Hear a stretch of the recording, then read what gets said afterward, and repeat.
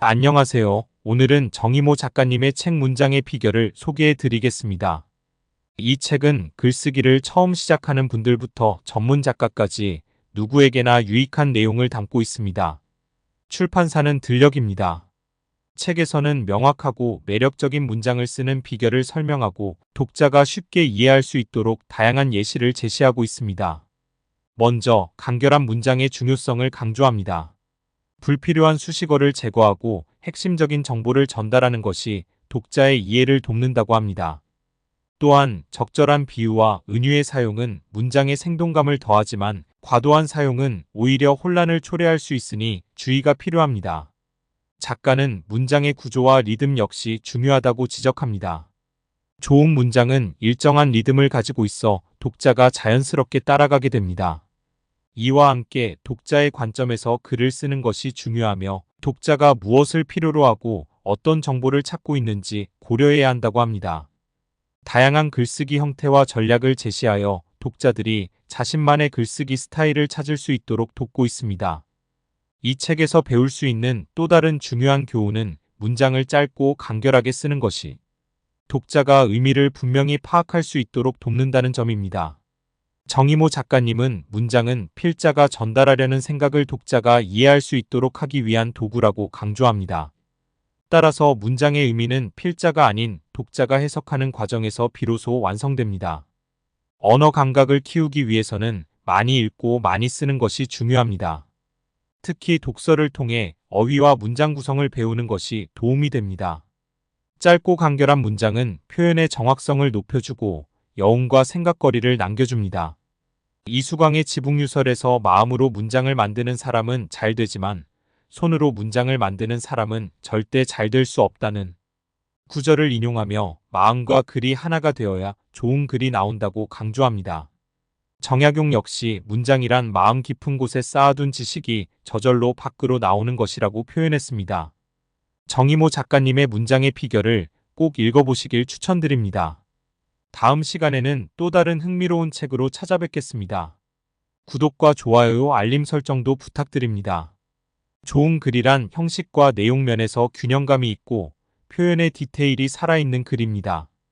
글은 하나의 이야기와 같아서 시작, 전개, 클라이맥스, 그리고 마무리 단계가 있습니다. 각 단계에 적절한 양을 배분하고 균형을 맞출 때 구조적 안정감을 지니게 됩니다. 해밍웨이는 문장의 의미를 독자가 스스로 해석하도록 남겨두었습니다. 이는 필자가 아무리 자세히 설명해도 그 의미가 독자에게 정확히 전달되지 않을 수 있다는 사실을 의미합니다. 필자가 설명을 더하면 더할수록 문장이 오히려 어색해지고 의미가 왜곡될 수 있습니다. 해밍웨이는 이를 잘 이해하고 있었습니다. 또한 이 책에서는 문장의 문제를 디테일이라는 개념으로 설명합니다. 디테일이란 표현이 조금 낯설게 들릴 수 있습니다. 세부 사항이나 표현 문제라는 말로도 설명할 수 있겠지만 영어 단어 디테일이 주는 뉘앙스는 조금 다릅니다. 이 책에서 디테일이란 표현은 문장뿐만 아니라 그 문장이 속한 맥락과 내용, 텍스트까지 아우르는 모든 세부 사항을 의미합니다. 문장의 문제는 단순히 문장 하나의 문제가 아니기 때문에 상황과 맥락, 내용까지 고려해야 하는 것입니다. 우리는 종종 문제는 디테일에 있다라고 말합니다. 큰 그림이 잘 그려졌더라도 세부 사항에서 문제가 생길 수 있기 때문입니다. 세부 사항이 전체와 분리되지 않음을 이해하는 것이 중요합니다. 좋은 주제를 선택하고 좋은 문장을 쓰는 일은 서로 다른 것 같지만 항상 연결되어 있습니다. 한국어 문장의 기본 구조, 즉 문형에 대해 알아보겠습니다. 새가 날다라는 문장은 주어와 서술어로 이루어진 기본 문형입니다. 한국어 문장 성분은 주어, 목적어, 서술어, 보어, 관형어, 부사어, 독립어로 나뉩니다. 문장을 쓸 때는 절을 단순하게 사용하여 복잡하지 않도록 하는 것이 중요합니다. 절이 복잡해지면 문장의 의미 전달이 어려워질 수 있습니다. 예를 들어 철수는 서점에서 추리소설을 샀다라는 문장에서 추리소설을 강조하고 싶다면 이렇게 바꿀 수 있습니다. 철수가 서점에서 산 것은 추리소설이다. 이처럼 분열문은 강조하고자 하는 부분을 부각시키는데 유용합니다. 하지만 명사절이 너무 길어지면 한국어 문장 어순의 균형이 깨질 수 있습니다. 주어가 길어지고 서술어가 짧아지면 문장이 균형을 잃게 되죠. 따라서 특별한 경우가 아니라면 분열문보다는 정문을 사용하는 것이 좋습니다. 한국어는 서술어 중심의 언어입니다. 따라서 명사형 형태의 문장을 피하는 것이 바람직합니다. 이러한 표현을 풀어서 서술어 중심으로 바꾸면 문장이 더 자연스러워집니다. 글쓰기에서 중요한 것은 좋은 아이디어와 좋은 문장입니다. 물론 둘 다 필요하지만 만약 하나를 선택해야 한다면 글은 마음으로 쓰기보다는 문장으로 쓰는 것이 중요합니다. 좋은 아이디어가 있어도 문장이 제대로 전달되지 않으면 소용이 없습니다. 독자는 필자의 생각을 직접 알 수 없으므로 문장을 통해 의미를 추론하게 됩니다. 따라서 문장이 정확하지 않으면 좋은 아이디어도 독자에게 전달되지 않습니다. 문장을 잘 쓰는 일은 두 단계로 요약할 수 있습니다. 첫째는 문장을 짧고 어법에 맞게 쓰는 것이고, 둘째는 문장과 문장 간의 연결을 잘하여 의미가 살아나도록 하는 것입니다. 문장과 문장이 잘 연결되어야 전체 글의 주제가 살아납니다. 한국어 문장은 피동형보다 능동형이 자연스럽습니다. 특히 사람이 주어로 오는 경우가 가장 부드럽게 읽힙니다. 영어는 피동형이 자연스러울 수 있지만 한국어에서는 주로 능동형을 선호합니다. 긴 명사구를 문장 전체의 주어로 삼기보다는 가능하면 사람이나 생명체를 주어로 하고 서술어를 능동형으로 만드는 것이 좋습니다. 문장을 잘 쓰는 것은 단순히 문장 하나의 문제가 아니라 전체 글의 완성도를 높이는데 필수적입니다. 좋은 글은 형식과 내용 면에서 균형이 잡혀 있고 표현의 디테일이 살아있는 글입니다. 글을 쓸 때는 한 편의 이야기처럼 시작, 전개, 발전, 클라이막스, 그리고 마무리 단계가 잘 갖추어져야 합니다. 각 단계에 적절한 양을 배분하고 균형을 잡을 때 글의 구조적 안정감이 생깁니다. 문장은 짧고 간결해야 독자가 의미를 분명히 파악할 수 있습니다. 문장을 짧고 명료하게 쓰는 것이 왜 중요한지 보여주는 예가 있습니다. 문장은 언제나 내용과 경합하며 내용을 잘 전달하기 위해서는 짧고 명료한 문장이 필요합니다. 문장의 정의는 다양하지만 저는 문장이 일련의 단어가 모여 완결된 생각을 나타내는 최소 단위라는 말이 가장 적절하다고 생각합니다. 여기서 일련의 단어는 문장이 형식적으로 구성된다는 측면을, 완결된 생각은 문장이 하나의 의미를 담고 있다는 내용을 말합니다. 이 정의는 문장의 형식적, 내용적 측면을 잘 융합한 사례라 할 수 있습니다. 문장의 의미는 필자의 것이 아니라 독자의 것입니다. 문장의 의미는 독자가 문장을 해석할 때 비로소 생성됩니다. 필자가 아무리 명확하게 문장을 쓴다고 해도 그 의미는 독자의 해석에 따라 달라질 수 있습니다. 좋은 문장을 쓰기 위해서는 언어 감각을 키워야 합니다. 언어 감각을 키우는 가장 좋은 방법은 많이 읽고 많이 쓰는 것입니다. 특히 독서는 어휘와 문장 구성 같은 형식적인 요소를 익히는데 매우 중요합니다. 짧은 문장은 언제나 좋습니다. 짧고 간결한 문장은 표현의 정확성을 높여주고 독자에게 여운과 생각거리를 남깁니다. 부사는 명사 앞에 놓여 뜻을 분명하게 하는 품사로 정의됩니다. 언어는 생각의 시녀가 아니라 생각의 어머니입니다. 필자가 말을 많이 할수록 문장은 복잡해지고 독자의 상상과 추론의 영역이 좁아집니다. 짧은 문장을 연결해서 쓰면 여운이 살고 의미의 연결도 잘 됩니다. 주로 기본 문형을 사용하면 문장이 꼬일 일도 없고 쓰기도 편하며 의미 전달이 쉬워집니다. 연결 문장의 조건들은 독서를 많이 해서 자연스럽게 익혀야 하는 문제이지 암기력의 문제가 아닙니다. 대화나 문장을 잘 이어가려면 중심 화제나 토픽에서 벗어나지 말아야 합니다.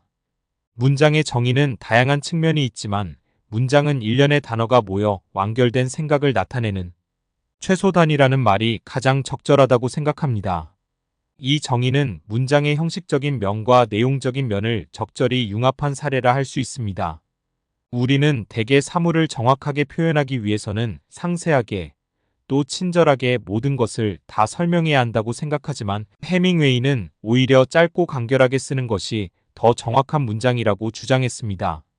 해밍웨이는 문장의 의미를 독자의 몫으로 남겨두었습니다. 즉, 독자가 문장을 읽고 의미를 찾아내는 고유의 해석에 비중을 두었다는 것입니다. 이 책은 문장의 문제를 디테일이라는 용어로 설명했습니다.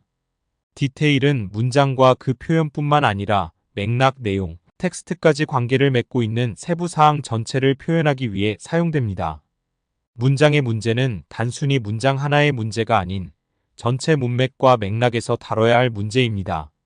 좋은 주제를 잡고 좋은 문장을 쓰는 것, 이 두 가지는 서로 다른 듯하지만 항상 연결되어 있습니다.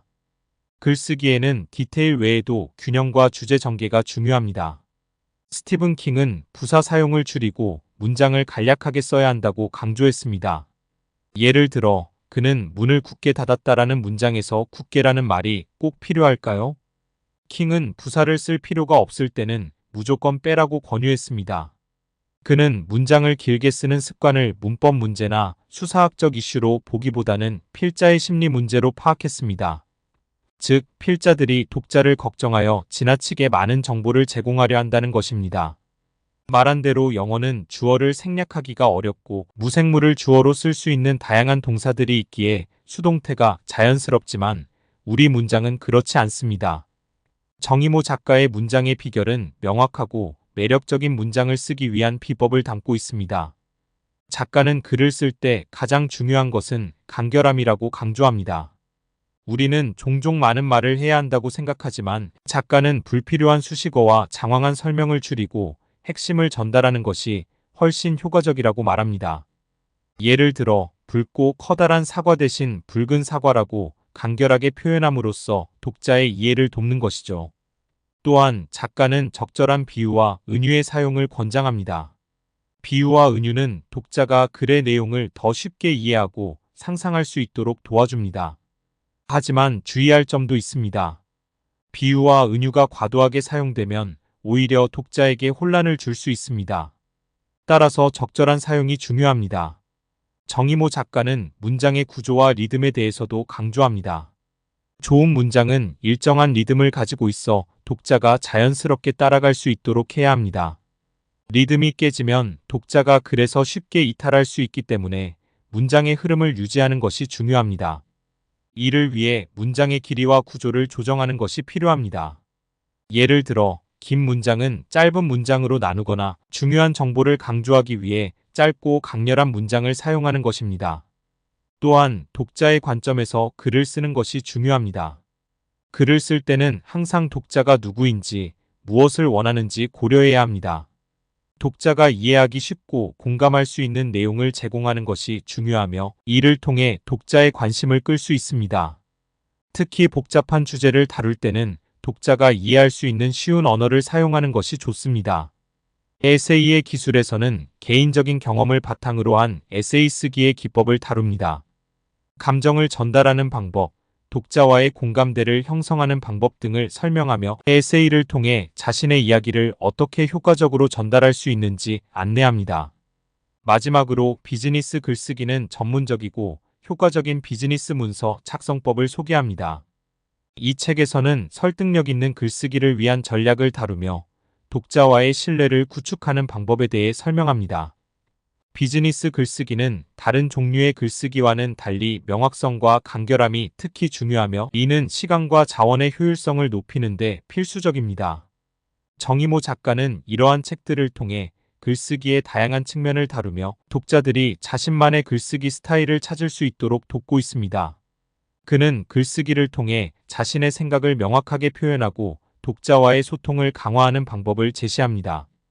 그의 저서는 글쓰기에 대한 두려움을 극복하고 글을 통해 자신의 목소리를 내고자 하는 모든 이들에게 유용한 지침서가 될 것입니다. 오늘의 요약이 도움이 되셨다면 구독과 좋아요, 알림 설정 부탁드립니다. 다음 영상에서 또 만나기를 기대합니다. 고맙고 감사합니다.